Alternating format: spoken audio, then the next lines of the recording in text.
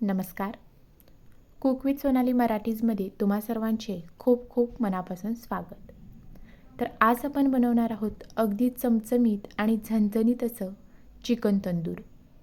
तुम्ही इथे हा चिकन तंदूर पाहू शकता. याला किती रंग सुरेख आलेला आहे.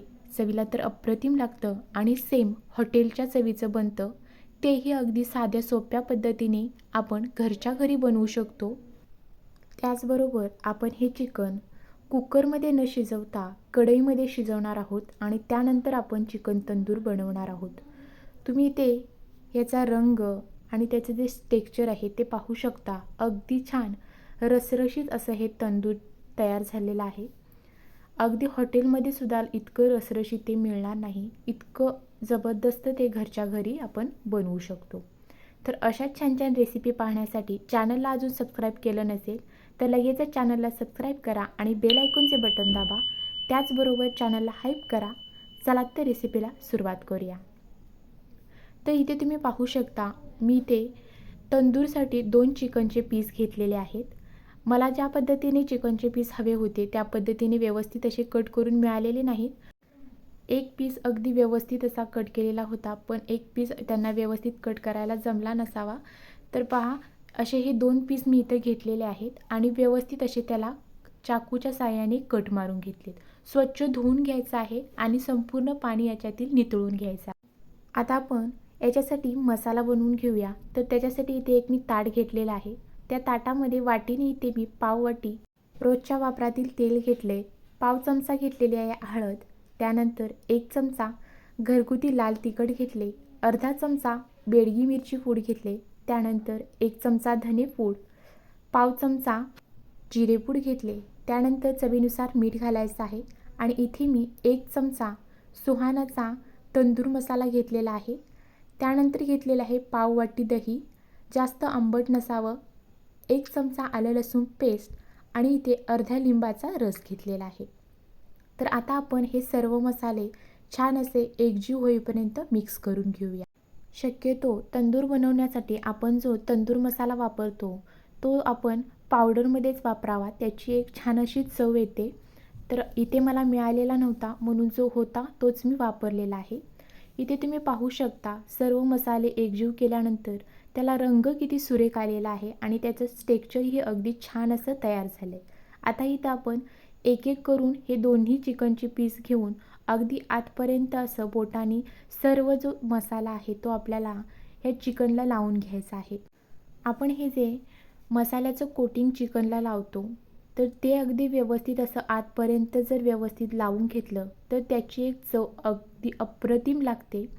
तर सेम पद्धतीने इथे तुम्ही पाहू शकता दोन्ही चिकनच्या पीसला संपूर्ण मसाला इथे मी व्यवस्थित असा लावून घेतलेला आहे. आता जर तुमच्याकडे कोळसा असेल तर तुम्ही त्याचा इथं ह्याला दम देऊन घेऊ शकता, पण माझ्याकडे काही उपलब्ध नव्हता.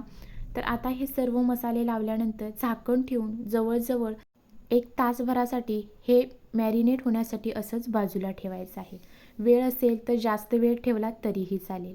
जितकं ते आपण छान असं मॅरिनेट करू तितकीच तंदूरला चव अप्रतिम येते. तर इथे मी तासभर हे चिकन मॅरिनेट होण्यासाठी असंच बाजूला ठेवलं होतं. तर आता आपण हे शिजवून घेणार आहोत. तर चिकन शिजवण्यासाठी शक्यतो जाडबुडाची कढई घ्या. तर कढई घेतल्यानंतर त्याच्यामध्ये इथे मी 3 ते 4 चमचे फक्त तेल घातलेलं आहे. तेल छान कडकडीत गरम करून घ्यायचं आहे आणि त्यानंतर आपल्याला ह्याच्यामध्ये दोन्ही जे चिकनचे पीस आहेत ते आपल्याला व्यवस्थित असे ह्या कढईमध्ये घालून घ्यायचे आहेत. कढईमध्ये चिकनचे पीस घातल्यानंतर आता याच्यावरती झाकण ठेवायचं आहे आणि झाकण ठेवून 10 ते 12 मिनटं एका बाजूनं छान असं चिकनला पाणी सुटेपर्यंत आपल्याला हे शिजवून घ्यायचं आहे.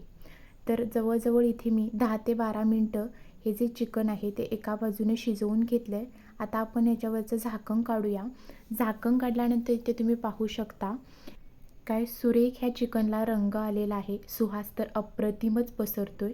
आता आपण एका बाजूने चिकन छान असं क्रिस्पी होईपर्यंत शिजवून घेतलेलं आहे. आता आपण हे परतून घ्यायचं आहे आणि परतून घेऊन आपल्याला दुसऱ्या बाजूनेही एक 5 ते 7 मिनटासाठी हे चिकन जे आहे ते शिजवून घ्यायचं आहे. आपल्याला हे जे चिकन आहे ते ओव्हरकुक करायचं नाही. जवळजवळ 70 ते 80% आपल्याला हे चिकन आहे ते शिजवून घ्यायचं आहे. गॅस मंद आणि मीडियम ठेवत आपल्याला हे चिकन छान असं शिजवून घ्यायचं आहे. आता हे जे चिकनचं अंगचं जे पाणी सुटलेलं आहे आणि जे तेल सुटलेलं आहे ते छान असं आता दुसऱ्या वेळेला जास्त वेळ शिजवायची गरज नाही. अगदी 5 ते 10 मिनिटं जरी शिजवला तरीही चालेल. चिकन अगदी छान पटकन शिजलं जातं आणि आपण जेव्हा तंदूरला 5 ते 7 मिनिटं चिकन शिजवून घेतलेलं आहे आणि आता चिकन शिजवून घेतल्यानंतर इथे तुम्ही पाहू शकता छान असं रसाळ हे जे चिकन आहे ते इथं शिजले गेलेलं आहे. अजिबात करपलेलं नाही आणि ओव्हरकुकही झालेलं नाही. तर आता हे जे शिजवून घेतलेलं चिकन आहे ते आपल्याला छान असं गॅसवरती भाजून घ्यायचं आहे. तर आता याच्यातील एक जो पीस आहे तो आपण काढून घेऊया आणि त्यानंतर आपल्याला हा भाजून घ्यायचा आहे. तर गॅसवरती अगोदरच इथे मी गॅस पेटवलेला आहे आणि त्याच्यावरती एखादी अशी जाळी ठेवायची आहे आणि त्यानंतर आपण जे शिजवून घेतलेला चिकनचा पीस आहे तो घालून घ्यायचा आहे. तुमच्याकडे जर जाळी मोठी असेल तर दोन्हीच एका वेळेला जरी भाजून घेतला तरीही चालेल, पण मी इथे एका वेळी एकच भाजून घेणार आहे. गॅसवरती जाळीवरती असं चिकन घातल्यानंतर वरून थोडंसं तूप घालायचं आहे.